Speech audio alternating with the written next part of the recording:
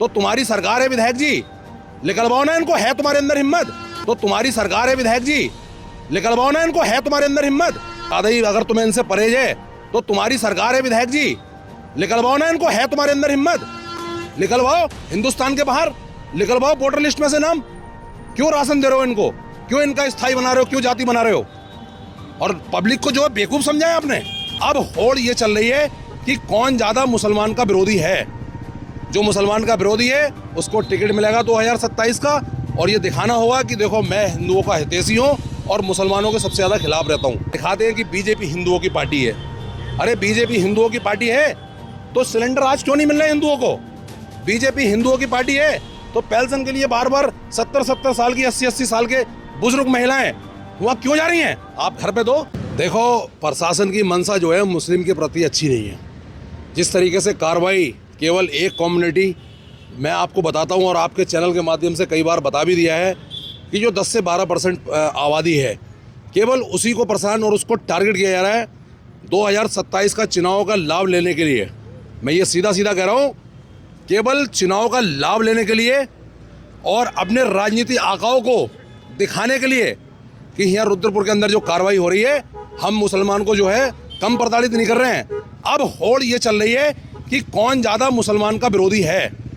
जो मुसलमान का विरोधी है उसको टिकट मिलेगा 2027 का, और ये दिखाना होगा कि देखो मैं हिंदुओं का हितैषी हूँ और मुसलमानों के सबसे ज़्यादा खिलाफ रहता हूँ। लेकिन मैं आपके चैनल के माध्यम से कहना चाहता हूँ, ये ना हिंदू के सगे हैं ना मुसलमान के सगे हैं। ये पूरी दुनिया के मतलब पूरे हिंदुस्तान के सगे नहीं हैं।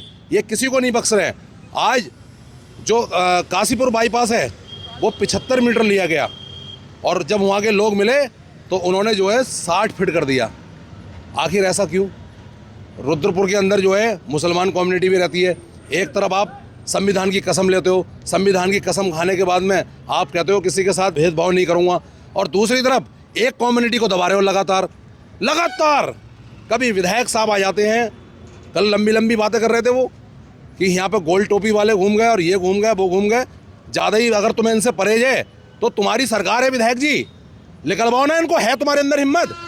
निकलवाओ, हिंदुस्तान के बाहर निकलवाओ वोटर लिस्ट में से नाम। क्यों राशन दे रहे हो इनको? क्यों इनका स्थायी बना रहे हो? क्यों जाति बना रहे हो? और पब्लिक को जो है बेवकूफ समझाया आपने। क्या पब्लिक आपकी बातें नहीं जानती?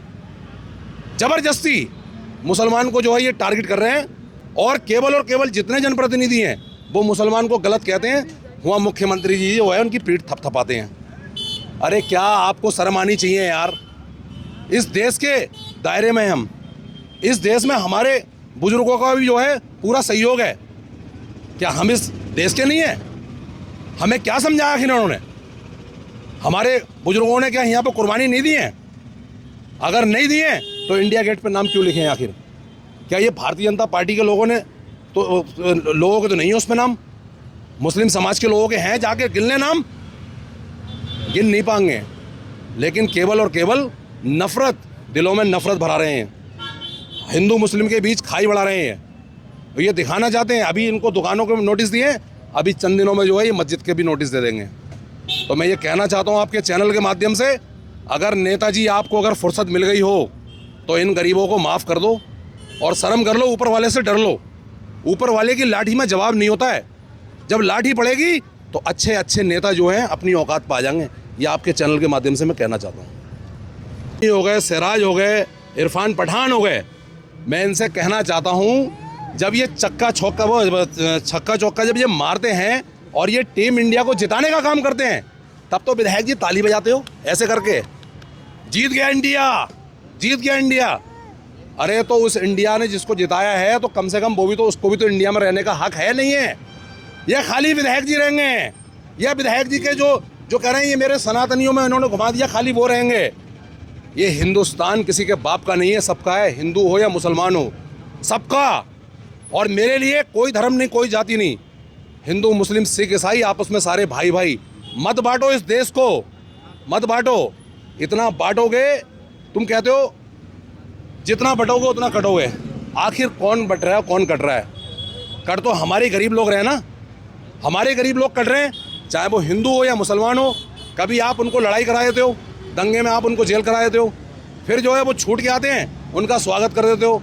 कभी किसी नमाजी को आप जो है फील्ड में पिटवा देते हो। और जाता कौन है? जो नमाजी को पीटता है। राजनीति कौन करता है? जो स्वागत करता है। तो आखिर कतनी और करनी में कितना फ़र्क है आप देख सकते हो।